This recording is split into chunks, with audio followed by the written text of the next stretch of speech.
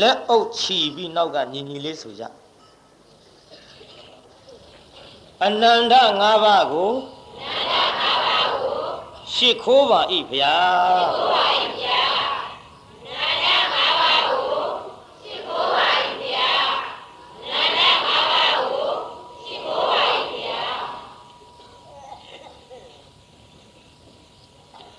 ဒီလိုရှ िख ိုးရမှာတညရဲလားညတိုင်းလားညတိုင်းပါဗျာဘုန်းကြီးကတညရဲရှ िख ိုးစေခြင်းလားညတိုင်းရှ िख ိုးစေခြင်းရှ िख ိုးမှအမောခံပြီးတိုက်တွန်းရတဲ့ဘုန်းကြီးမောကျူးနတ်မှာလားရှ िख မခိုးမှမောကျူးနတ်မှာရှ िख ိုးမှမောကျူးနတ်ပါဗျာငါးညတိုင်တိုင်ကျင်းပတဲ့တရားပွဲကြီးမှာစီစီကားကားရောက်လာကြတဲ့ပိဋကဟာဒီကနေ့နှုတ်ဆက်လက်ဆောင်အနေအချင်းဗါတဲ့ကြည်ညာထားတဲ့တရားတော်ငတ်မို့ခေါင်းပါကတ်ကြော်လွှာအများချမ်းသာမည်ဆိုတဲ့တရားကောင်းစဉ်ပေါ့ကျမ်းဂန်နဲ့ဒီလိုများပါသလားမမေးနဲ့မပါဘူးကျုပ်ကရှာရှည်ပေးထားရမှတ်ကောင်းအောင်ဒီနေရာဓမ္မဂတိကထာမောဝေရိတဘောလှုပ်လိုက်ကြဒီတရားကဘုန်းကြီးတို့တချင်းကလေးနဲ့ကတ်ဟောရတချင်းဆိုခြင်းနဲ့ဘုန်းကြီးဆိုတော့တချင်းနဲ့ကြီးကတ်ဟောနေတာပဲလို့လည်းအပြစ်မတင်ကြနဲ့အနုပညာရှင်များသည်ဖေတော့မောင်တော့တချင်းများတွင်မဆိုကြပဲနဲ့ဘာသာရေးဆွဲဆောင်မှုအနေအချင်းတရားနဲ့ပတ်သက်တဲ့ဓမ္မဂီတတချင်းတွေများစွာရေးနိုင်ကြပါစေဆိုနိုင်ကြပါစေဆိုတဲ့အနေမျိုးအချင်းဘုန်းကြီးတို့ကလည်းအဲ့ဒီလိုသာသနာရေးနဲ့ပတ်သက်ပြီးတော့ရေးတဲ့ဆိုတဲ့တချင်းတွေကိုအားပေးတယ်ပိဋကဒီကနေ့တချင်းနဲ့ကတ်ဟောမှာကမေလှမြိုင်ဆိုထားတဲ့သမင်းပရိသာဆိုတဲ့သချင်းနဲ့ကပ်ပြီးတော့ဟောရနည်းနည်းလေးနားထောင်ကြည့်ပေါ့ခြေစင်းလေးနဲ့အတန်ကတော့စချင်းអော်ရမှာမို့အစဉ်ပြေခြင်းမပြေမှာနစ်သွားရင်လည်းခင်ဗျားတို့ဝိုင်းဆယ်ကြတယ်ဗါတဲ့ကတ္တဗရှင်တော်နစ်မှာအော်မထွက်တဲ့ဘုန်းကြီးအတန်ပူမရတာဆိုရင်ဒါမှမကျေနပ်ဘူးထအောင်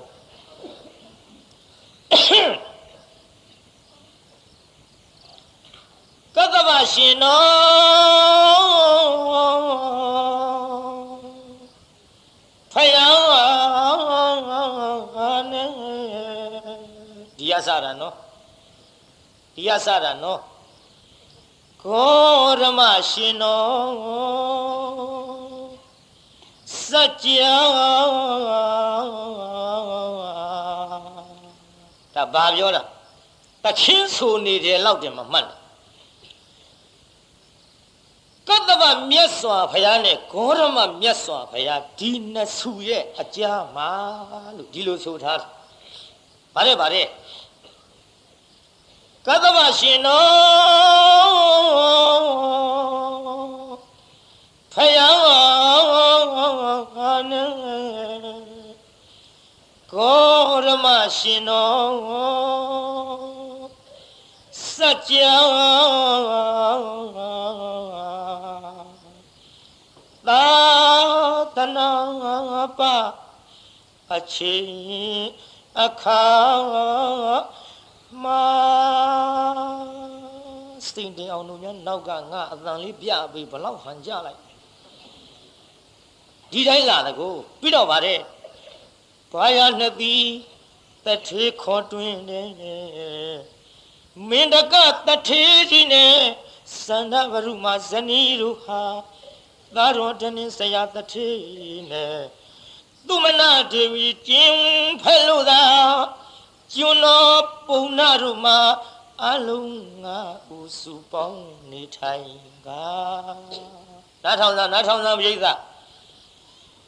ဘာယာနာတိုင်းပြည်မှာတဲ့မင်းတကတထေတဲ့လက်ချိုးခဲ့စန္ဒဗရုမဒေဝီ နှစ်ယောက်ရှိသူတို့မှပေါက်ဖွားတဲ့သားဖြစ်တဲ့ဒနင်စရတထေး၃ယောက်ချွေးမဖြစ်တဲ့သူမနာဒေဝီ၄ယောက်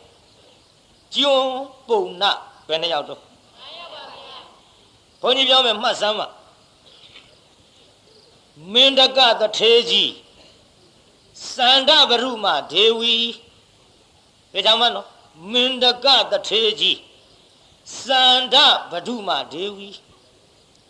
ဒနင်စရတထေးကြီး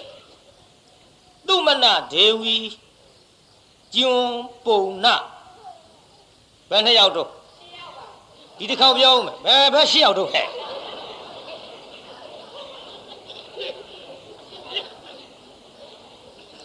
ဒီကောင်မလေးတွေတောင်ကြောင်းကြောင်ကြောင်းနဲ့အိတ်ချင်နေတာတဲ့အသေးချာနားထောင်ဟေ့မင်းတကတထေးကြီးစန္ဒဗရုမဒေဝီဒနင်စရတထေးကြီးသူမနာဒေဝီကျွန်းပုံနာ9ယောက်အဲ့ဒီ9ယောက်ဒီတထေးဘဝနဲ့နေလာခဲ့ကြဂေါရမမြတ်စွာဘုရားနဲ့ကတ္တဗမြတ်စွာဘုရားသာသနာအကြားနာမချမ်းသာစရာစကားကြီးသူတို့ကြားလာကြဘယ်လိုစကားလဲဆိုတော့အခါတော့သုံးနှစ်ပြေကဒုဗိခကကြီးဆိုင်ရောက်လာမှန်တော့ဒုဗိခန္ဒရကတ်ဆိုတာသုံးနှစ်ကကြွေးကြော်လူသားတွေငတ်မော့ခေါင်းမှာအစာရေစာရှားပြီးတော့သေချေပြည့်စည်ကုန်ကြလိမ့်မယ်ငတ်မော့ခေါင်းမှာတဲ့ကတ်ကြီးဆိုင်လိမ့်မယ်ဟောဒီသတင်းစိုးကြီးပေါ်လာတထေး9ယောက်တုံနှုတ်သွားတယ်ဟာငါသေးကုန်တော့မှာလေမဖြစ်ဘူးတို့ငါမခံဘူးရွှေငွေစိန်ကြောက်စတဲ့ယရနာတွေမထားနဲ့တော့စဘာတွေဝယ်ကြစို့ကြည်အလုံးပေါင်း2500ဆောက်ကြည်အလုံးပေါင်း2500ဆောက်ပြီးတော့ရွှေတွေငွေတွေမထားဘဲနဲ့စဘာတွေကြီးဝယ်လှောင်ကြခုခေတ်လို့ဆိုဂိုတောင်ကြီးတွေပေါ့ငါမောခေါင်းမတဲ့ကတ်ကြီးလွန်မြောက်အောင်တဲ့ပြိဿဘယ်လိုပင်လှောင်ခဲ့ကြတော့လဲတနေ့ကြတော့ဒီကတ်ကသုံးနှစ်ပြည့်တွေ့ရမယ်ကိုအဲ့ဒီကြည်အလုံးပေါင်း2500ကပို့တဲ့စဘာတွေကိုကျွတ်တို့ပုတ်တည်တဲ့ထက်ပုတ်ထဲကပို့တဲ့စဘာတောင်းတဲ့ကပို့တဲ့စဘာအိုးတဲ့ကပို့တဲ့စဘာဆက်လောင်းတဲ့အဲ့ဒီမှာကျမ်းနေတဲ့စဘာများကိုမြင်ညက်နဲ့နယ်ပြီးတော့အိမ်နံရံမှာတထေးကတော်ကြီးကညံနဲ့ကတ်ဒီလိုညံနဲ့ကတ်ထားခဲ့တဖြည်းဖြည်းစားတော့လာလိုက်ကြတာဒုဗိကန္ဒရကဆိုင်မဲ့နှစ်ကြတော့ကြည်2500စဘာတွေကုန်ခဲ့ခင်ဗျားတို့ကအောင်းမေ့မှာပေါ့ဘုရားကြည်အလုံးပေါင်း2500ကစဘာတွေကုန်တယ်ဆိုတော့သူတို့9ယောက်ဘယ်လိုများစားပြည့်တုံးဘုရား9ယောက်ထဲစားတာမှမဟုတ်ပဲနဲ့တထေးဆိုတော့ကြေးကျွန်တွေကအများကြီးဝိသခဇတ်ထုတ်ထဲကြတော့ဒနင်းစရတထေးကြီးဆိုတာအဲ့ဒီမင်းတကရဲ့သားတာကေတမြို့တဲပြီးတော့တရားနာပြိဿမင်းတကတထေးရဲ့သားတော်မှကျွန်းရွာ14ရွာခြံရံထားကျွန်းရွာတရွာကိုကျွတ်တို့တီဟိုကဒေဝနံပိယတိတ်သမင်းအုပ်ချုပ်တဲ့တိုင်းပြည်တဲ့ကြီးတဲ့ကျွန်းရွာ14ရွာတထေးဒါတော့မင်းတကသားရှိသေးတယ်အဲ့ဒါမင်းတကတို့တထေး9ဦးဆိုတော့ကြေးကျွန်ဘလောက်များမယ်ဆိုတာနည်းနည်းလေးစဉ်းစားရင်သဘောပေါက်တော့ကြည့်အခုကြည်2500စဘာတွေကုန်ခဲ့ကုန်တော့ကြေးကျွန်တွေခေါ်တယ်အမောင်တို့လာကြရှေ့ရောက်အောင်ခေါ်လို့မင်းတို့တွေငတ်ပြီးတော့သေကြမှာငါသနာလို့ ငါမီးပြီးတော့စားနေတဲ့လူအများကိုငါကျွေးချင်လွန်းလို့ကြည်အလုံးပေါင်း2500စပါးတွေလှောင်ခဲ့ပါတယ်ကွယ်တို့သို့တော်လည်းပဲတစ်ဖြည်းဖြည်းစားပြီးတော့လာခဲ့တာကုန်ကြပြီကွယ်တို့ဒါကြောင့်မင်းတို့ကိုငါမကျွေးနိုင်တော့ဘူးအဝေးသွားပြီးတော့အမောင်တို့ကိုဝန်းစားကိုရှာပြီးစားကြကုန်တော့တနာတော့တနာလိုက်ပါရဲ့မကျွေးနိုင်မဲ့အတူတူမို့အဝေးသာသွားကြပြီတော့ကြီးကျွန်းနေမျက်ရည်ကျတထဲကြီးခမညာကျွန်တော်တို့ပဲစီသွားလို့ပဲစီလာရမှာတော့နဂူကမှတထဲကြီးကိုမှီးပြီးတော့စားခဲ့ကြရတဲ့ကျွန်တော်တို့ဘဝအဝေးရောက်လို့လဲစားရမှာမဟုတ်ပါဘူးအဝေးရောက်လို့လည်းမစားရမယ်အတူတူတော့တထဲကြီးချေရင်မှာပဲမစားပဲနဲ့တထဲကြီးအမှုကိစ္စကိုကျွန်ုပ်တို့လုတ်ကင်ဆောင်ရွက်ပြီးတော့ဒီနေရာပဲသေခြင်းသေကြပါစေတော့အဝေးမသွားပါရစေနဲ့ငါမနှိမ့်ဆက်ကြပါနဲ့ကွယ်တို့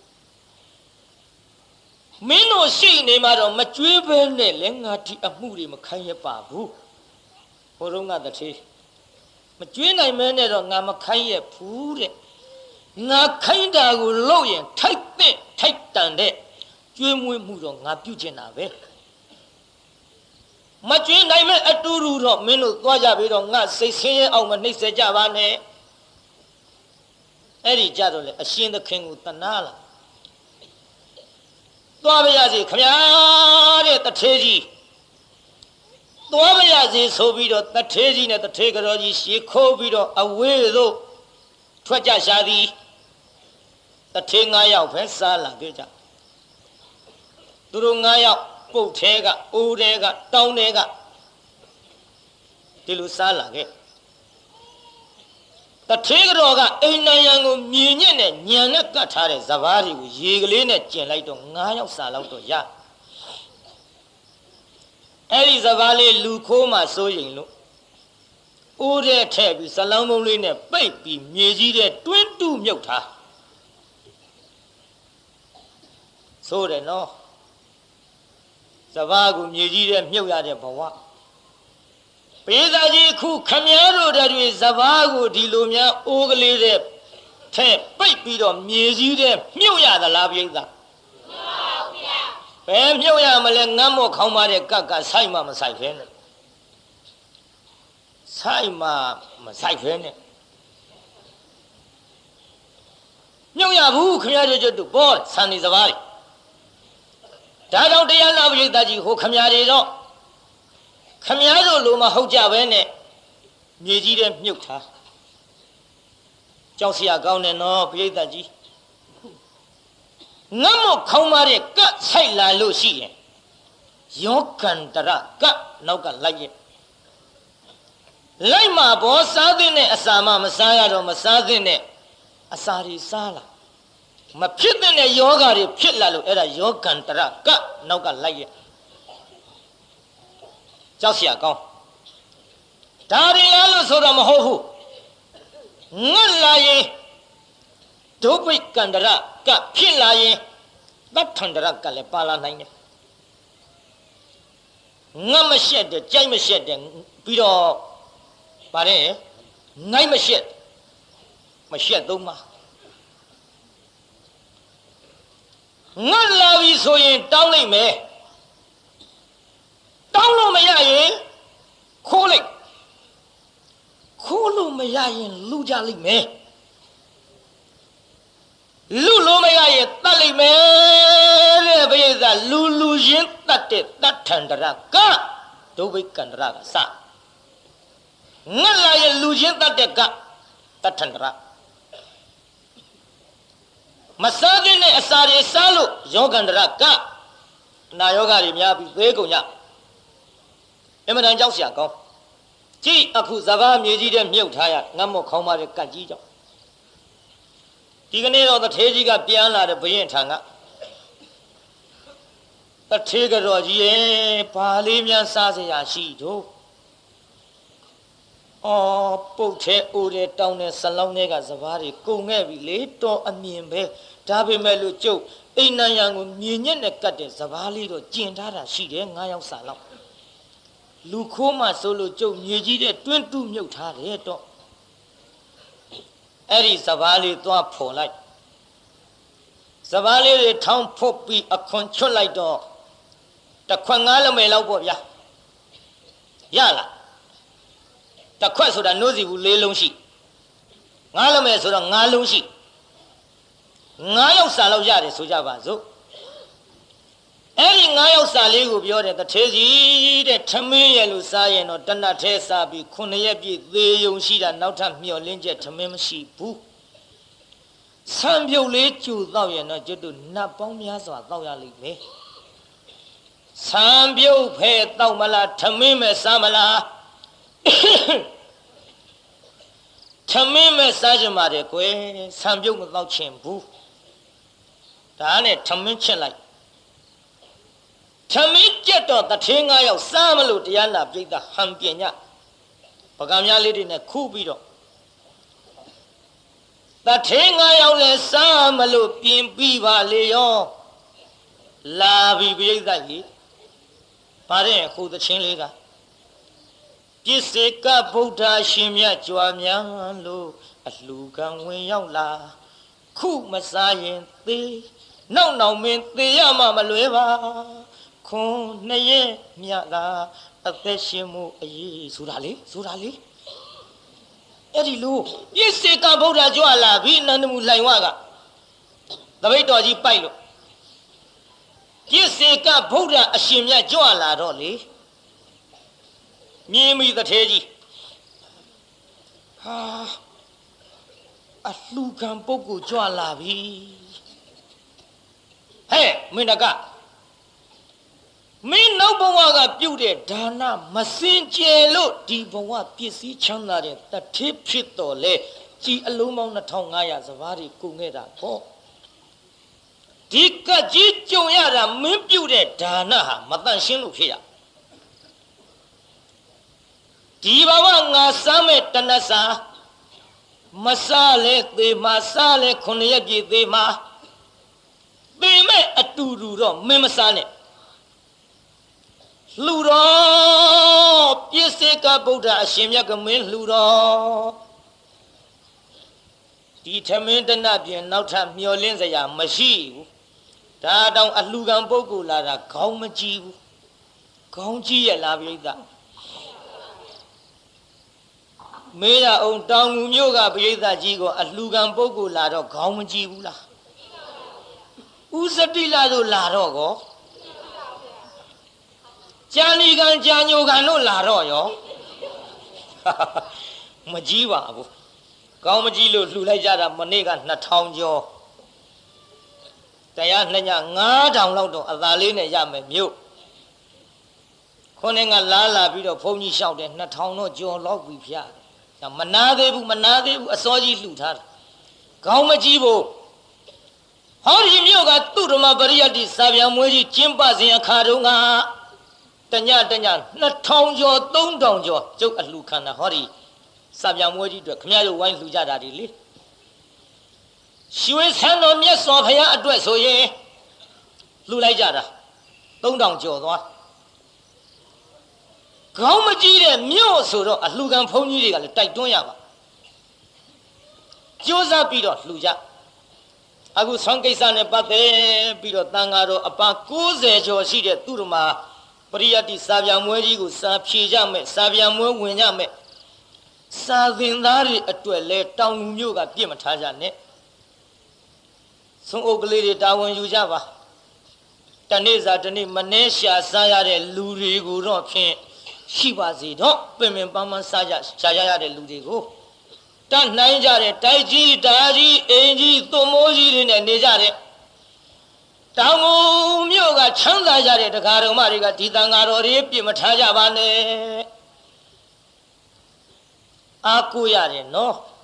မြို့ကျက်တရေဆောင်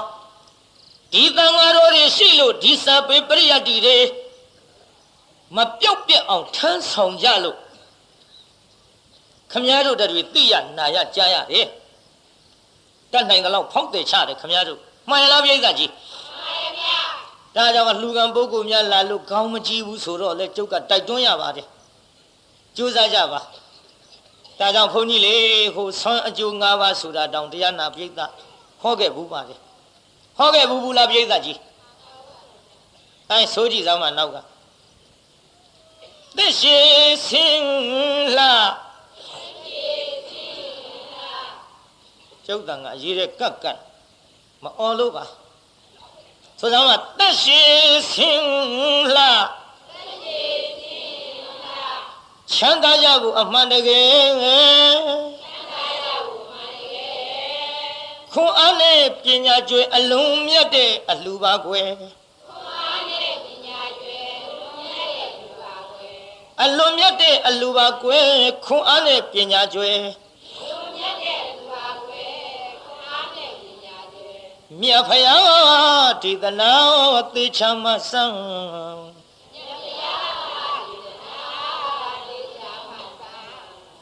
အင်းကိုထိုးကြောင်းပြခဲ့တယ်ဟာနေလျှောကြီးပါလားသေချာဆိုဟေးဗါတဲ့မြတ်ဖယားဒီသနာသေချာမဆန်း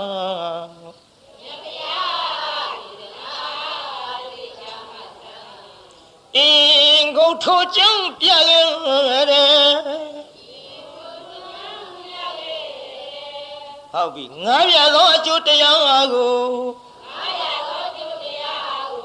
မမှားရသောအကူအကားမို့နလန်းသွားဖို့စောင်းနှံမြည်ပါတယ်အတော်တွေနဲ့နော်တချင်းကအတော်မပါလို့စီးမပြေဘူးမအောင်မင်းနဲ့ခွန်းလင်းကနေရလဲအတော်နဲ့သေချာနားထောင်ကြည့်ဘုန်းကြီးတော်ပြမယ်ခင်ဗျားတို့လူထဲမတော်ပါနဲ့တော်ချင်အိမ်ကြောင့်မှတော်လူထဲအတော်လွဲနေပဲနဲ့လို့အဲဘုန်းကြီးနည်းနည်းလေးတော်ပြနားထောင်ကြည့်ငါရသောအကျိုးတရားကိုမမှားရသောအကူအကားမို့ဟုတ်ပါလေဗါတဲ့ခွန်းလင်းကညစကပြန်လိုက်တာအကောင်းထင်ပါရဲ့ဒုပါဦးခင်ဗျားတို့လည်းနားထောင်ကြိုလဲဆိုရတာဗါတဲ့အစကသက်ရှိစင်လာချမ်းသာကြဖို့အမှန်တကယ်ခွန်အားနဲ့ပညာကျွယ်အလုံးမြတ်တဲ့အလှပါကွယ်အလုံးမြတ်တဲ့အလှပါကွယ်ခွန်အားနဲ့ပညာကျွယ်မြတ်ဖယားဒီသနာသေချာမဆန်းအင်းကိုထိုးကြောင်းပြခဲ့တက်တက်နဲ့ဒူနဲ့တန်းနဲ့ဟာဒီလေဒါကြောင့်အတော်ပါတယ်လို့ပြောရ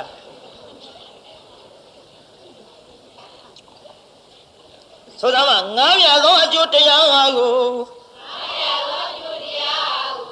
မမှားရသောအကူအကားမို့နလန်းသွားဖို့စောင်းနှံမြည်ပါတယ်ဒီနေရာလဲအတော်နဲ့နော်သူကခွန်းနေကလို့တက်တန်နဲ့မတော်ရဘူးခတ်လျှောလျှောလေးနှိမ့်ပေးရငါးပြသောအကျိုးတရားကိုမမှားရသောအကူအကားမို့နလန်းသွားဖို့စောင်းနှံမြည်ပါတယ်တက်တက်နဲ့ဒူနဲ့တက်နဲ့သူကဒီလောက်ရှိတော့ခွန်းနေကအတော်မျိုးမဟုတ်ဗါတဲ့ငါးပြသောအကျိုးတရားကိုမမှားရသောအကူအကားမို့နလန်းသွားဖို့စောင်းနှံမြည်ပါတယ်သန္တာနမှုစေရနာကျွဲ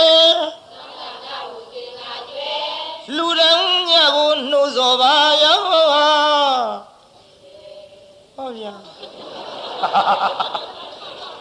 အစအဆုံးသွားလိုက်ပြီလူလည်းလှုပ်ပြီတလုံးနဲ့ဒီကစားဆုံးသွားဟိမလေးသက်သာခိုးလိုက်ကြတာဗါတဲ့သန္တာနမှုစေရနာကျွဲအစားဆုံးတော့လူရန်ညဖို့နှိုးစောပါရော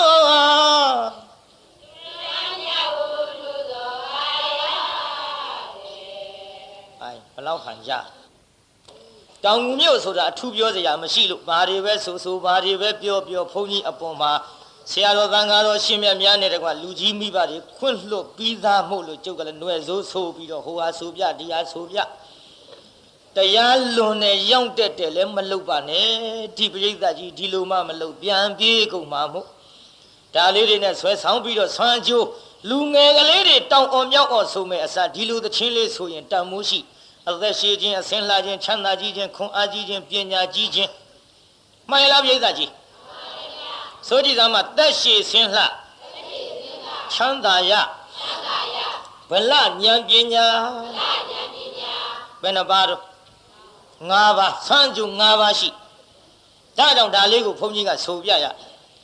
ဒါကြောင့်ဆန်းအကျိုးအင်မတန်ကြီးမားပါသဖြင့်ဒီ၅ပါးသောအကျိုးကိုရခြင်းကြတဲ့တောင်ဦးမြို့ကတရားတော်မတွေကမြတ်စည်းကုံစာသင်တိုက်ကြီးကြိုးစားပြီးတော့ဆွမ်းလှူကြပါဘုန်းကြီးတို့အဖို့ကတော့အဲ့ဒီမြတ်စည်းကုံစာသင်တိုက်ရောက်ရင်ဆွမ်းအတွက်မပူရဘူးဆရာတော်တွေထံကပ်ပြီးသွားဖုံးပေးလိုက်ဇဝဲကုံကြီးအပြည့်နောက်ရက်တွေလည်းဒီလိုပြည့်အောင်ပဲကြိုးစားပြီးတော့ပို့ကြပါလှူကြပါလောင်းကြပါပေါ့တရားတရားကောင်းတဲ့မြို့မို့လို့ဘုန်းကြီးတို့တိုက်တွန်းရကဲဒီတော့ကောင်းပြီတရားနာပိဋကအခုကြည်တရားနာပိဋကလှူကံပုဂ္ဂိုလ်လာလို့ဟိုမင်းတကသထေကြီးခေါင်းကြီးရလားပိဋကကဲကောင်းမကြည့်တော့ထလှူတယ်အလူခံတော်မူပါဗျာတပိတ်ကြီးနဲ့ရက်တဲ့ပြစ္ဆေကဗုဒ္ဓသွားလှူတော့တပိတ်ကလေးဖွင့်ပေးတဝက်လောက်ကြတော့လက်ကဗျတထေကြီးတဲ့ငါကြီးမလှူနဲ့ဟဲ့မင်းဖို့တဝက်ချံအောင်ငါအကုန်လှူရင်မင်းဘာစားမလဲကွယ်လို့တဝက်ချံအောင်လို့ဗဇက်ကမမိတ်တော့လဲမိတ်တော်မူတဲ့ကဲ့သို့လက်ကလေးကံပြအလူကံပုဂ္ဂိုလ်များကတရားဓမ္မတွေပေါ်ငဲ့ပုံလေးငဲ့ဘူးလားပြိဿကြီးငဲ့ပါရဲ့ဗျာအချို့ကြတော့လဲသမန်ငါရှံငါကျွတ်တို့ဘုန်းကြီးတွေတောင်ပြောမြောက်ပြောနေဘုန်းကြီးတွေကဘာမှသိတာမဟုတ်ဘူးသူတို့မလှူတာတခုသိတာတဲ့လူတွေဖြင့်နေမအားညမအားရှားဖွေနေရဘာမှသူတို့သိတာမဟုတ်ဘူးတဲ့တရားဓမ္မတွေပေါ်လဲဘာမှငဲ့ညတာမဟုတ်ဘူးတဲ့တချို့ကဘုန်းကြီးတွေကိုတရားနာပြိဿလူဘိုလောက်ထင်နေ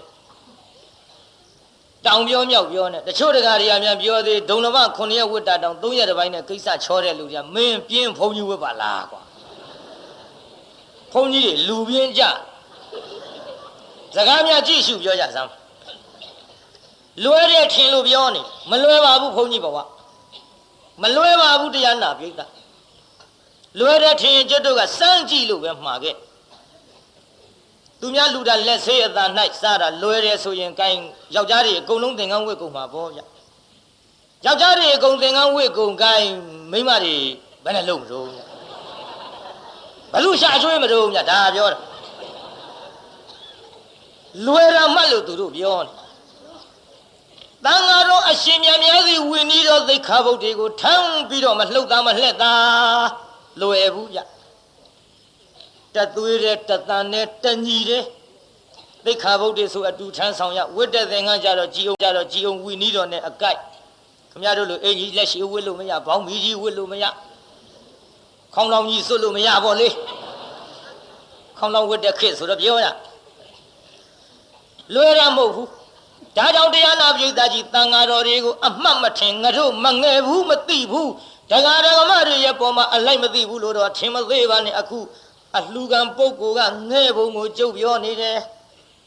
ငဲ့လို့ဘောဗျခမရတို့လူတာတွေဖုံးပေးပြီးတော့တန်ဃာတော်ရှင်မြတ်တွေကသီလလေးဖြစ်တော့ပေးသွားကြရေစက်လေးဖြစ်တော့ချသွားကြမေတ္တာတုတ်လေးဖြစ်တော့ချီးမြှင့်သွားကြဆွမ်းလူမောဒနာလေးဖြစ်တော့ဟောသွားကြအလကားစားလို့ဖြစ်တာမဟုတ်ဘူးစာသင်ရင်စာသင်စားမသင်ရင်စာချစာမချရင်တရားဟောတရားမဟောရင်တရားအားထုတ်တောင်းလေးတောင်းဘုန်းကြီးဘုံကတထောင်းတောင်းကတော့ရရခင်ဗျားတို့လူသားတွေစားနေရတန်တွေတန်ငဲစားရတာလွယ်တာမဟုတ်ဘူးကြည်အောင်ဆက်ရတယ်ဘုန်းကြီးဘဝကြည်အောင်မဆက်ရင်လေဟောဘုန်းကြီးများပြန်တော်မူရင်လူတွေလိုသပိတ်သွတ်လို့မရဘူးရှူးဆိုသွားတာဘယ်သွားတာတုံးတော့မမေးနဲ့သွားတာကျွတ်တို့ကြားဘူးတဲ့စကပုံလို့ဆိုကြောက်เสียကြီးမြုံလာကြောင်းပေါက်နွားနှကောင်မယုံလို့တကားတယောက်ကဇွတ်ရိုက်တယ်ဘုန်းကြီးကတနာလို့သွားရှာရှည်လိုက်တော့ဟိုကရှာခောက်တာပေါ့ ရိုက်ပါနဲ့ကွာတဲ့မင်းမယုံနိုင်လို့လူလူလည်းမပြောတတ်မငိုတတ်မယုံနိုင်လို့ပါဗျဆင်းကြီးမကန်တတ်တနာစရာမရိုက်နဲ့ကွာမင်းရှင်ကရှယုံနေတာမြေသားနဲ့မယုံနိုင်လို့ဥစ္စာဘုံကရှာရှိလိုက်တယ်အာရိုက်မှာပေါ့ကိုတော်တဲ့သူနောက်ဘက်ကဘုန်းကြီးဝေသူများလူတာတွေစားပြီးစိတ်ပတိမှမစိတ်ခဲနဲ့တော့ဟာမကြတဲ့လူ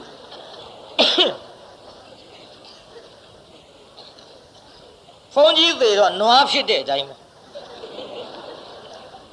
ကြားရတဲ့စကားပုံဒါကြောင့်ကြည်ရှုပြီးတော့လက်တရားနာပိဿစကားပြောကြဘုန်းကြီးဘဝလွယ်တယ်ထင်းထင်းနေလွန်းလို့ကြည်အောင်ဆက်ရတဲ့အစိတ်တုံးစိတ်ခဲတန်တုံးတန်ခဲကိုစားနေရတဲ့ကဲ့သို့ဒါကြောင့်မငဲ့ဘူးမထင်ပါနဲ့တန်ဃာတော်တွေငဲ့ဘူးအလှခံပုဂ္ဂိုလ်ငဲ့ပုံကိုပြောနေတဲ့တရားနာပိဿကြည်အခုတဝက်လောက်ကြတော့လက်ကဗျမင်းမို့ခြံအောင်ဆိုတော့တထေးကြီးကမှန်လားပါဗျာတဲ့ဒီဘဝအတွက်မချီမြောက်ပါနဲ့တပည့်တော်တန်တရားအတွက်ချီမြောက်တော်မူပါဗျာဒီဘဝတဏှာစာလေးမငဲ့ပါနဲ့ဗျာတန်တရားခရီးစင်းစင်းရဲရဲနဲ့ရှောင်းရမှကြောက်လွန်းလို့ဗျာအလှခံတော်မူပါဗျာဆိုအကုန်လောင်းပြီးတော့ဆူတောင်းတယ်လေဘယ်လိုတောင်းလို့ဆိုတော့ဘုရားတပည့်တော်ဒီဟောဒီဆောင်းလူရသောကောင်းမှုကြောင့်ဒီလိုငတ်မို့ခေါင်းပါတဲ့ကတ်မျိုးမကြုံရပါလို့ဤကောင်းစင်မင်္ဂလာပြုတ်ပြီးတော့ကောင်းငင်မော့ကြည့်လက်ခမောင်းခတ်မိသောခါကြည်2500စပါးရီအကုန်ပြည့်ပါစေသာလိုချင်တာတွေအကုန်တောင်းတဲ့စုတွေအကုန်ပြောရင်များမှာဆိုလို့လိုရင်းလေးလောက်ကြုတ်ပြောအရှင်မရတို့သိမြင်သောသစ္စာလေးပါးကိုသိရပါလို့ဤဖျားစုတောင်းပြည့်စေကဗုဒ္ဓရှင်မြတ်ကလည်းဣစီတံပတ္တိတံတုံရှံခိဗ္ဗမေဝဟာသမိတ်ဇတုဒီစုပေးလိုက်ပြည့်စေပေါ့နောက်တထေးတော်ကလည်းထလှတဝက်လောက်လက်ကပြခုနှစ်ကတိုင်းလျှောက်ဆူတောင်းလိုက်တာကလည်းဒီကံမျိုးမကြုံရပါလို့ဤဘုရားတပည့်တော်ထမင်းကိုတလုံးနဲ့လက်ဝဲလက်ဖြစ်ထမင်းကိုကင်လက်ရလက်ဖြစ်ရောင်းမကိုကင်၍ထမင်းအိုတလုံးနဲ့ဇဘူးတွေတကြုံလုံးခူးကျွေးတော်လည်းမကုံတော့ကိုဖြစ်ရပါလို့ဤဖျားအရှင်မြတ်တို့သိမြင်သောသစ္စာလေးပါးကိုသိရပါလို့ဤဖျားကိုတယောက်အတွက်မတောင်းဘူးအတ္တဟိတပရဟိတအလုတ်တွေရှေးတုန်းကတထေးတွေဒီလိုလုတ်ချမ်းသာတာလည်းမပြောနဲ့ခုတော့ဟုတ်ပါဘူးကိုချမ်းသာပြီးရောဟိုဟာတွေဘယ်လိုနေလုတ်ကြပါနဲ့အဲ့ဒီတိုင်းကြည်ဆူတောင်းပုံလေးနောက်တထေးသားလေးကထလူဘုရားတပည့်တော်ဟောဒီတဏှတ်စာလှူရသောကောင်းမှုကြောင့်တောင်းတလုံးနဲ့မျိုးရိတ်ခါတွေထည့်ပြီးတော့ဇဘူးတွေကျွန်းလုံးဇဘာတွေပေးတော်လည်းမကုံတော့ကိုဖြစ်ရပါလို့ဤဒီကံမျိုးမကြုံရပါလို့ရှင်မြတ်တို့သိမြင်သောသစ္စာလေးပါးကိုသိရပါလို့ဤဗျာသူတောင်းကဒါတွေမကဘူးနော်လူရင်းလောက်ချုပ်ပြောနေတာနောက်တထေးချွေးမလေးကလည်းထလှူဘုရားတပည့်တော်တဏှတ်စာလှူရသောကောင်းမှုကြောင့်ငတ်မောခေါင်းပါတဲ့ကမကြုံရပါလို့ဤလွယ်အိတ်တလုံးနဲ့အစရာတွေနှိုက်ပြီးတော့ဇဘူးတွေတကြုံလုံးပေးရမကုံတော့ကိုဖြစ်ရပါလို့ဤအရှင်မြတ်တို့သိမြင်သောသစ္စာလေးပါးကိုသိရပါလို့ဤဖျားနောက်ကျုံပုံနာကလည်းထလှူတယ်မစားဘူးဖျားတပည့်တော်ဟောဒီတဏှတ်စာလှူရသောကောင်းမှုကြောင့်ဒီကံမျိုးမကြုံရပါလို့ဤထွန်သွားတစ်ချောင်းနဲ့ထွက်ပြီးတော့ထွန်တဲ့ချိန်ခါမှာလက်ဝဲလက်ရ၃ချောင်းစီပွားပြီးတော့ထွန်သွား9ချောင်းရထင်ရပါလို့ဤဖျားဖျားတပည့်တော်သည်ဟောဒီအရှင်သခင်များရဲ့ဖြစ်လေရဘဝဒီတထေးကြီးတွေရဲ့ကျွန်းသားဖြစ်ရပါလို့ဤဖျားဟိုင်မွဲကျင်တဲ့ခွေးပါတဲ့ကျွန်းကကျွန်းစုပြန်တောင်းဟိုတုန်းကတထေးဆိုတော့လေတောင်းမိမှာပေါ့တပြင်းကျွန်းနေနှင်လှုပ်ပေမဲ့သူ့တထေးတွေနဲ့လက်ရည်တပြင်းကြီးထိုင်စားရတောင်းမိမှာပေါ့ကျွန်းပုံနာကခုခေတ်သိမ့်တီပေါက်တဲ့တထေးလောင်ညာဘာဂယုဆိုင်လိမ့်ဘာဂယုဆိုင်လိမ့်ဟိုတုန်းကတထေးမျိုးမှုတောင်းတာပေါ့အခုခေတ်သူတို့ဝက်သားချက်သားချက်စားပြီးချင်းမောင်ဟင်းငပိကက်နဲ့ကြည့်ချင်းမောင်ဟင်းငပိချက်နဲ့ဟုတ်တယ်ဗျာငပိကက်တော့ဖြစ်သူတို့ဝက်သားချက်သားတွေချက်စားပြီးတော့ချင်းမောင်ဟင်းငပိချက်နဲ့ကြေးကျွန်းတွေပြစ်ထားတဲ့အခုခေတ်ကတ်စီးနေတဲ့ထေးမျိုးဆိုရင်လည်းဘယ်တောင်းလိုက်တကယ်တထေးတွေမှုလို့တောင်းဆူတောင်းကြကြဂယုဆိုင်ကြပါဆူတောင်းရေးကြီးပါတယ်ပြေးသားကြီးဆူတောင်းရေးမကြည့်ဘူးလားခင်ဗျားတို့ကျုပ်သာသနာ့ဗိမာန်ကြီးအတွက်ထောင်ချီပြီးလှူကြတဲ့တရားဓမ္မတွေဆိုတော့လေတရားနာပိဋကဆူတောင်းသတိပေးရပါတယ်တချို့ဆူတောင်းမှားတာလွန်း ဖန်တင်ပန်းတင်နိဗ္ဗာန်မပါဘူးချိုးခွားကြီးတွေလေတကြိုးပဲကြိုးနဲ့ဒီလင်းဒီသားဒီမယားနဲ့ဒီအစတောင်းမှတ်ထားအောင်သေးသေးချာချာတချို့ကြတော့ငှက်ဖြစ်တောင်တကိုင်းနဲ့ဆင်ဖြစ်တောင်တကျွန်းနဲ့တရိษံဖြစ်တောင်သစ်ခဲအတူဝါခြင်းဘယ်လိုဆူတောင်းနေမှလည်းမသိဘူးတချို့ကိုယ်အတန်လည်းကိုမကြဘူးဖွားကြီးတွေနောက်ဆက်တွဲလေးပါသေးဥမကွာကန်တိုင်းမှပြဲဆိုတာ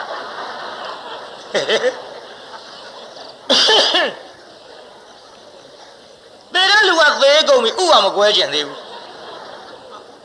တောင်းပုံတချို့များတရလွန်တောင်းတဲ့ငံပြရည်ဖြစ်တောင်တပလင်းနဲ့နေရပါလို့ပေါက်ရှာတောင်းဆူတောင်းကယူဆိုင်ကြနော်ဆူတောင်းမှားတတ်မြင်ဦးလားတရားနာပြည်သာရှမ်းဖိုးကြီးတယောက်လေမဆက်တော်ရဖရသွားဖရဖူးပြီးတော့တကိုးကြီးတဲ့ဆူတောင်းပြည့်တယ်ဆိုတော့တောင်းနှလုံးထားရတာပင်ပန်းလွန်းလို့ဖယားတပည့်တော်ဟောဒီပန်းစီမိဖျောင်းနဲ့လှူရသောကောင်းမှုကြောင့်နိဗ္ဗာန်တော့မတောင်းမဲနဲ့ထမ်းလာတဲ့တောင်းနှလုံးဖြင့်ပေါ့ပါရစေပါဖယားဆူတောင်းပုံကြည့်တော့သူကတောင်းနှလုံးပေါ့ပါစေဆူတောင်းတော့နောက်ကလူတယောက်ကတောင်းနှလုံးအလစ်သုတ်သွားပြီခိုးသွားပြီမရှိဘူးဖယားဆူတောင်းပြီးတောင်းနှလုံးထမ်းမလို့လှဲ့ကြည့်လိုက်တော့မရှိဟောဗျာငါတောင်းနှလုံးမရှိအဲ့ဒါလေးဟောဒီဖယားဆူတောင်းပြည့်တယ်ဆိုတာဟုတ်တယ်သူကပေါ့ပါစေတောင်းထားတာကိုဖယားတကိုးကြည့်ကျင်တော့တခိုးပေးရအဲ့ဒါလေးဒီဖယားဆူတောင်းပြည့်တာဟုတ်တယ်လို့ဖယားချိန်မုံပေမဲ့လို့ဆူတောင်းပြည့်တာလွန်လှကြည့်လာရဲ့လို့အမလေးခုတော့ထမ်းစရာမရှိအောင်တောင်းပေါ့တဲ့ဖယားပါလားနော်ပစ္စည်းကုန်တော့ဖယားပြန်အပြစ်တင်ဆူတောင်းပြည့်တာလွန်လှကြည့်ရဲ့လို့အမလေးလွန်သနော်နောက်ကပါတယ်တော့ဟဲ့လွန်သနော်မန်းရွှေဆက်တော်ဆိုတာအဲ့ဒီတုန်းကစပေါ်တာ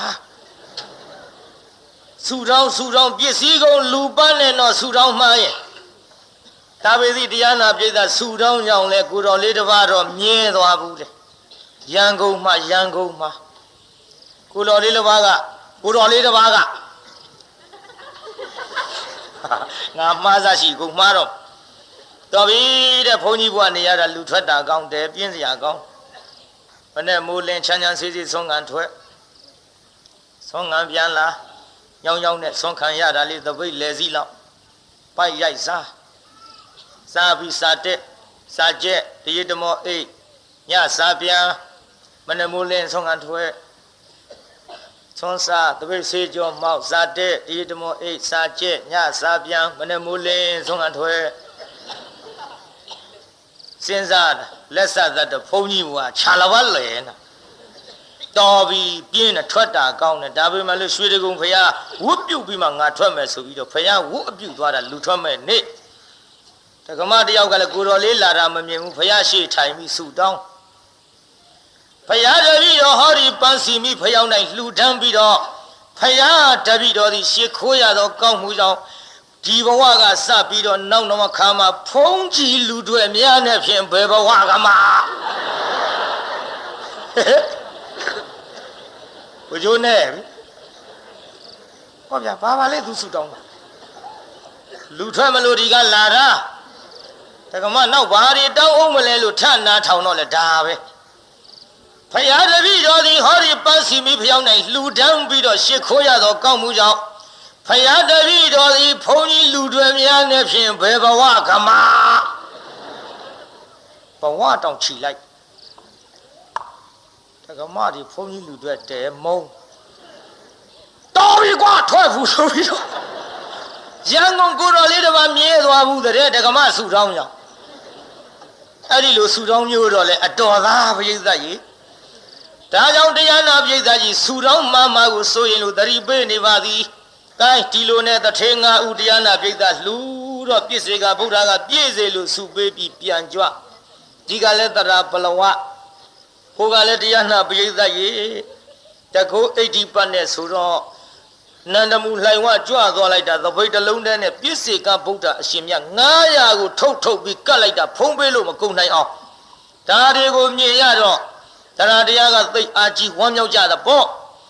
ဒီလိုနဲ့စားစရာမရှိလို့တရားနာပရိသတ်အိတ်ကြရောပေါ့နောက်အိယာကနိုးတော့တထေးကြီးကမေးဟေးတထေးကတော်ကြီးဘာတော့ဝင်းနေပူလောင်လိုက်တာကွာဆာလိုက်တာစားစရာများမရှိဘူးလားဟောတော့ဒုက္ခပဲသူအတိသားနဲ့နောက်ဆုံးတနတ်စာလေးပြည့်စေကဗုဒ္ဓကျွမ်းလာလို့9ယောက်စလုံးလှူလိုက်ကြတာဓမင်းအိုးဆေးကြော်ထားပြီသူအတိသားနဲ့ဟေးတနာလိုက်လေချင်းတထေးကြီးကိုတနာလိုက်လေချင်းတထေးကြီးဘာမှစားစရာမရှိတော့ပါဘူးလို့လည်းငါပါဇက်ကထွက်ရောက်မှကြောက်လိုက်ပါပြီတရားနာပရိသတ်ကြီးစားစရာမရှိတော့ဘူးလို့ပါဇက်ကမထွက်ရဘူးတဲ့မရှိဘူးဆိုတဲ့စကားကို3ယောက်မှကြောက်သွားတယ်ကြောက်ဘူးလားပရိသတ်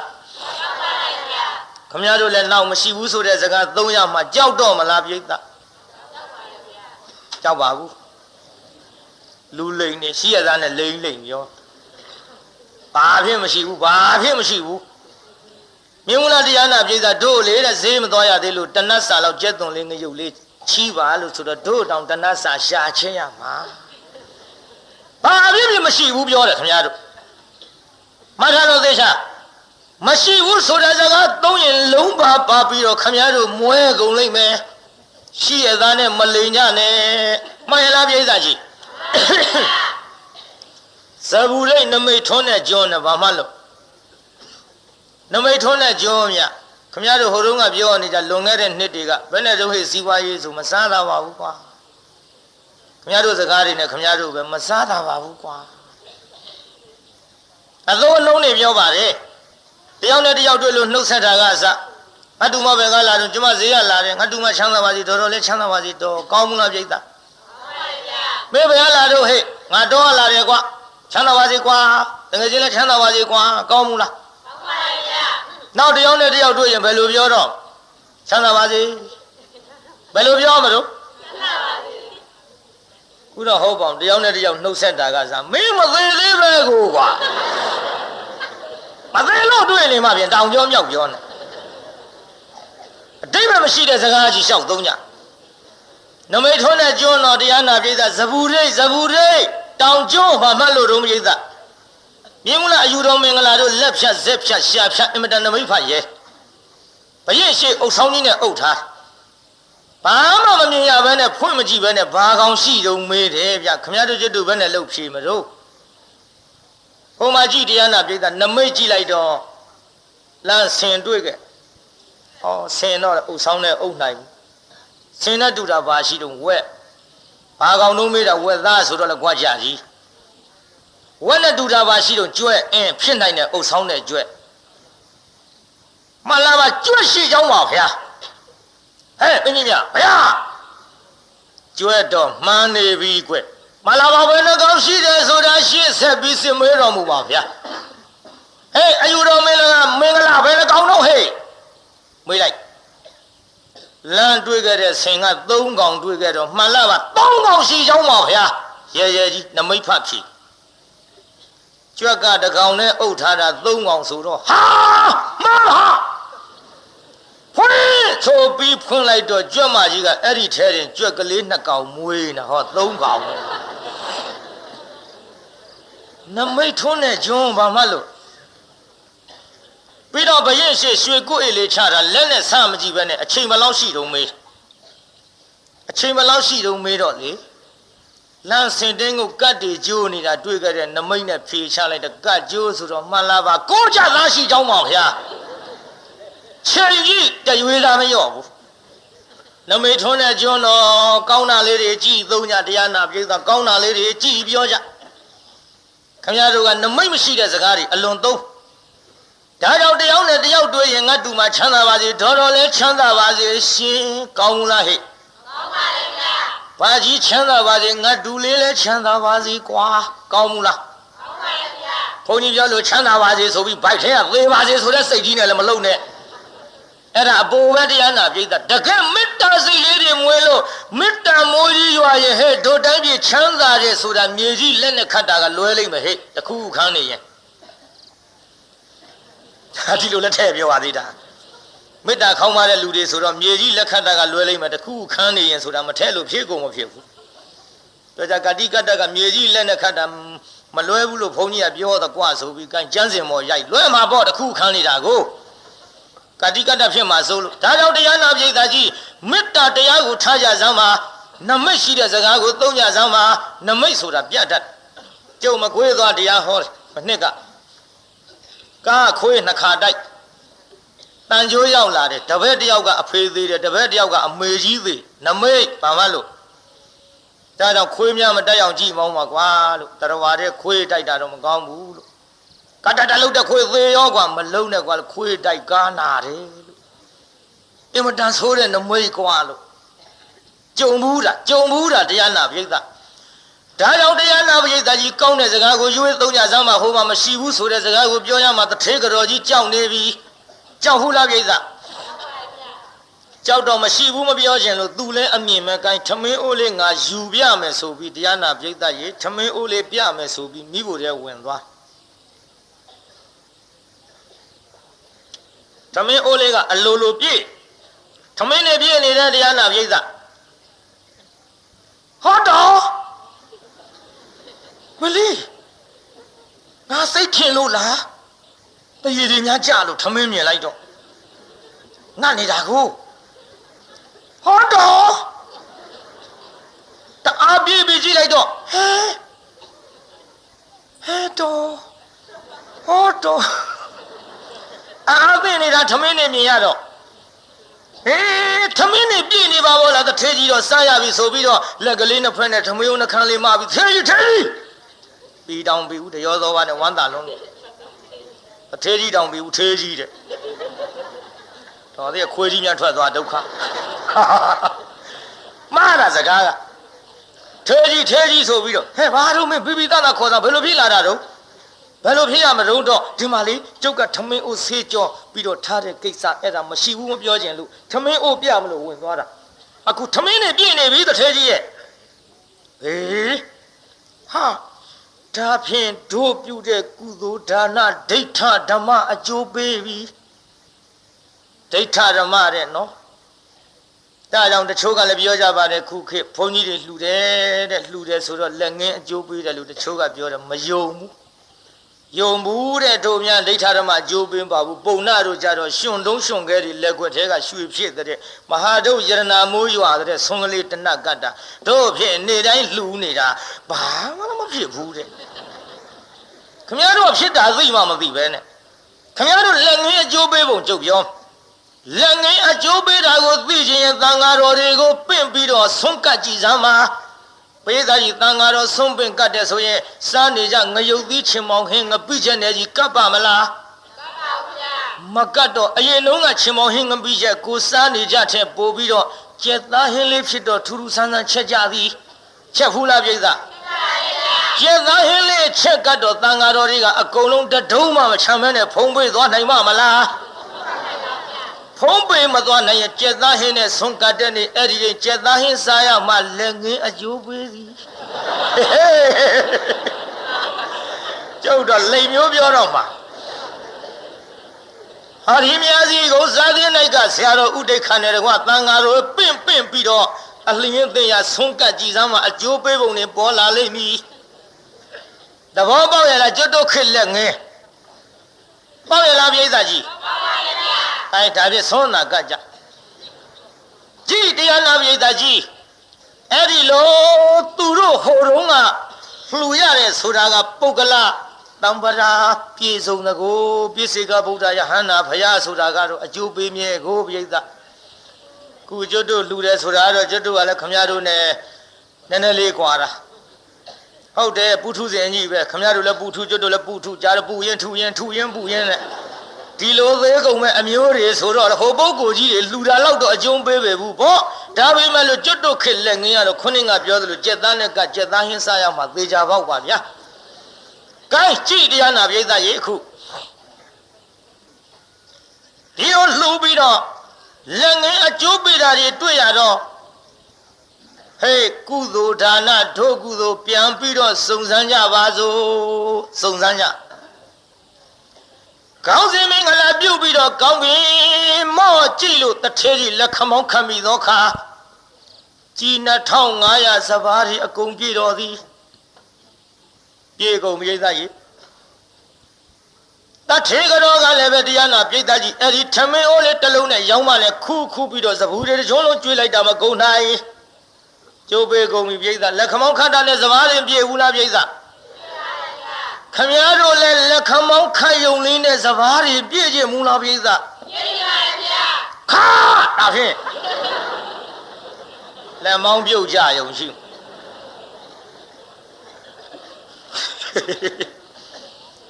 ဘုန်းကြီးပြောတာနဲ့နောက်ရက်တော့လက်ခမောင်းခတ်တော့မထင်နဲ့ဟေးကိုနတ်ဖင်ကဟောဒီနာနေပြီးတော့ကောင်းကင်မော့ကြီးလက်ခမောင်းခတ်စမ်းပါဘေးရတော့ပြောမှာတခါဘာလောက်တာပါလေကိုဘာလောက်တာလဲဘုန်းကြီးလက်ခမောင်းခတ်ပြည့်တယ်ဆိုလို့ကိုရေခတ်ချင်ခတ်ကြည့်ပေါ့ပြေးတာကြီးလဲအိမ်ရောက်ရင်ကိုရှိကထွက်ပြီးခတ်ချင်ခတ်ကြည့်ပေါ့မဟုတ်ဘူးနော်လက်မောင်းပြုတ်ရင်တော့ကြုတ်တာကိုမရှိဘူးကိုသဘောနဲ့ကိုလို့ဟိုတုန်းကအကျိုးပေးတာတွေပြောနေတာကြည့်ထမင်းရိုးတစ်လုံးနဲ့ခုကျွေးလိုက်တာပြေးတာကြီးကုန်ရလားပြေးတာကုန်ပါဘူးဗျာအဲ့ဒီလိုစပူတွေတကြုံလုံးကျွေးလို့မကုန်တဲ့ထမင်းအိုးများပြေးတာကြီးလိုချင်ကြဘူးလားလိုချင်ပါရဲ့ဗျာရှားဝယ်ကြကျွတ်တော့မှပေးနိုင်မယ်ကြည့်တရားနာပြေးတာကြီးတထေးသားလေးကလည်းတောင်းတလုံးနဲ့မျိုးရိတ်ခါတွေ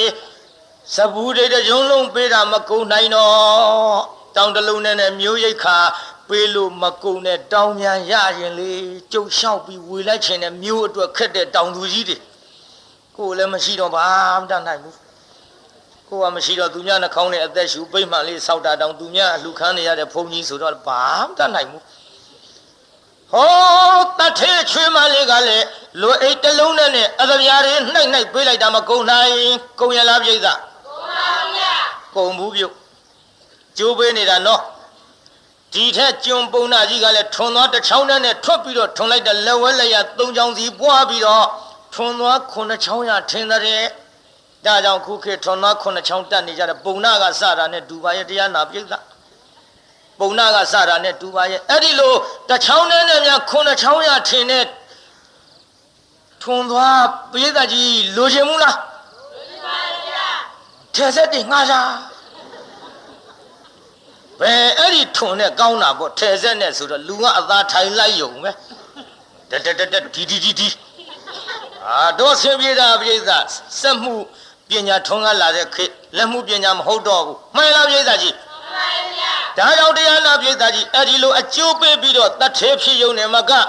အဲ့ဒီတတ်သေးငါဥကိုအမိပြုတ်ပြီးတော့ကျွတ်တို့ဇပူဒိတ်တကျွန်းလုံးငတ်မောခေါင်းပါတဲ့ကကြီးမှကျော်လွှား၍အများချမ်းသာကြပါစီဒါကြောင့်ဒါနာပရိသကတ်သုံးပါးကကြော်တာဘာတော့ပရိသကြီးဒါနာပါဗျာဒါနာနော်ကတ်သုံးပါးကကြော်လွှားနိုင်တာဒါနာဒါကြောင့်ဒီကနေ့အနီပေးတဲ့တရားကဘာလဲငတ်မောခေါင်းပါကတ်ကြော်လွှားအများချမ်းသာမည်ဘာတဲ့ပရိသကြီးဒါကြောင့်ဆွမ်းဒါနကြိုးစားပြီးတော့ပြုကြပါလှူကြစမ်းပါဒါနတို့စက်ညှုပ်ကြစမ်းပါကောင်းမှုလားပြိဿကြီးကောင်းပါရဲ့ဗျာလှူတဲ့ပုဂ္ဂိုလ်ဆိုပေမဲ့လို့လှူတဲ့ပုဂ္ဂိုလ်ကလည်းအရေးကြီးတယ်ပြိဿ4မျိုးလောက်ရှိတယ် gain စိုးကြည်စမ်းနောက်ကစိုးကြည်စမ်းပါကိုယ်တိုင်လည်းလှူသည်ကိုယ်တိုင်လည်းလှူသည်သူများကိုလည်းအလှူခိုင်းသည်သူများကိုလည်းအလှူခိုင်းသည်အဲ့ဒီကြမှာတစ်ချောင်းချိုးတယောက်ကိုယ်တိုင်လည်းလှူတယ်သူများလည်းခိုင်းတယ်လို့အဲ့ဒါတယောက်နံပါတ်1နောက်ဆိုလိုက်ကိုယ်တိုင်တော့လှူသည်သူများကိုတော့အလှူမခိုင်းပါအဲ့ဒါနံပါတ်2သူများကိုတော့အလှူခိုင်းသည်ကိုယ်တိုင်တော့မလှူပါ3ယောက်ရှိကိုယ်တိုင်လည်းမလှူပါသူများကိုလည်းအလှူမခိုင်းပါအဲ့ဒါနံပါတ်4လှူတဲ့ပုဂ္ဂိုလ်ပဲမျိုးတို့မျိုးပါဗျာကိုယ်တိုင်လည်းလှူတယ်သူများကိုလည်းအလှူခိုင်းတယ်ဆိုတဲ့လူကြတော့ အကျိုးပေးတယ်ပရိသတ်ရေခုရွှေဆန်တော်ဂောဘကများနဲ့တကွတရားပွဲကြီးကျင်းပပြီးတော့ကိုယ်လည်းအကုန်ခံတယ်သူများလည်းတရားနာရအောင်ဟင်တရားတရားရှိရှိနဲ့နိဗ္ဗာန်ဆိုလှုပ်တဲ့အခုတကုံတိုက်ကကိုအေးတို့လိုပေါ့လေရွှေဆန်တော်ဘုရားဆိုလို့ရှိရင်တရားနာပိသသူတို့ကိုယ်တိုင်လည်းလှူကြတန်းကြတယ်လှူယုံနဲ့မကဘူးတရားတော်မတွေလည်းလှူရအောင်တရားပွဲကြီးချကျင်းပရွှေသင်္ကန်းတွေကကြတယ်မှန်လားပိသကြီးမှန်ပါတယ်ဗျာဒါကြောင့်ကိုယ်တိုင်လည်းလှူသူများကိုလည်းအလှူခိုင်းတယ်လှူကြတော့အကျိုးပေးကကိုယ်တိုင်လှူလို့လည်းပစ္စည်းချမ်းသာတယ်သူများအလှူခိုင်းလို့လည်းသာသမီချွေရန်ပေါ်တယ်အစဉ်ပြေးတာအဲ့ဒီအိမ်ပြောစရာကြီးပေါ့ကျွေးရမယ့်လူတွေလည်းရှိတယ်ကျွေးလဲကျွေးနိုင်တယ်ပြောစရာကြီးပေါ့အကောင်းမှုလားပြိဿနံပါတ်1ကောင်းပါရဲ့ဗျာအကောင်းဆုံးပေါ့နံပါတ်2ကြတော့ကိုယ်တိုင်တော့လှူတယ်သူများခိုင်းရလားမခိုင်းဘူးကိုယ်တိုင်လှူလို့ပစ္စည်းတော့ချမ်းသာပါရဲ့သူများအလှူမခိုင်းလို့သာသမီအချွေရန်ကမရှိဟမ်းမကြဘူးနံပါတ်2ပစ္စည်းတော့ချမ်းသာလို့တိုက်ကြီးတယ်ပြီးတော့တန်တကားကြီးတကြွကြွနဲ့အိမ်နဲ့2ယောက်ထဲတစ်ဆေးချောင်းမှတောင်ကြောက်ရကိုယ်တိုင်လှူလို့ချမ်းသာတယ်သူများမခိုင်းလို့သာသမီချွေရမရှိဘူးမှတ်ထားကြအကျိုးပေးတွေဒါဓမ္မပဒလာတဲ့အတိုင်းပြောနေတာဓမ္မပဒလာတဲ့အတိုင်းပြောနေတာတရားနာပြိဿကိုယ်သာသမီမရှိလို့သူများသာသမီမွေးစားကိုလက်ထဲတုန်းကတော့မဟာတာထောင်လို့ကိုလက်ထဲကြရှုနာရှိုက်ကို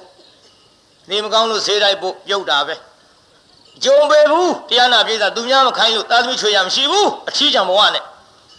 နံပါတ်2တဲဟမ်းကြဘူးတချို့ကြတော့လေတရားနာပြိဿကိုယ်တိုင်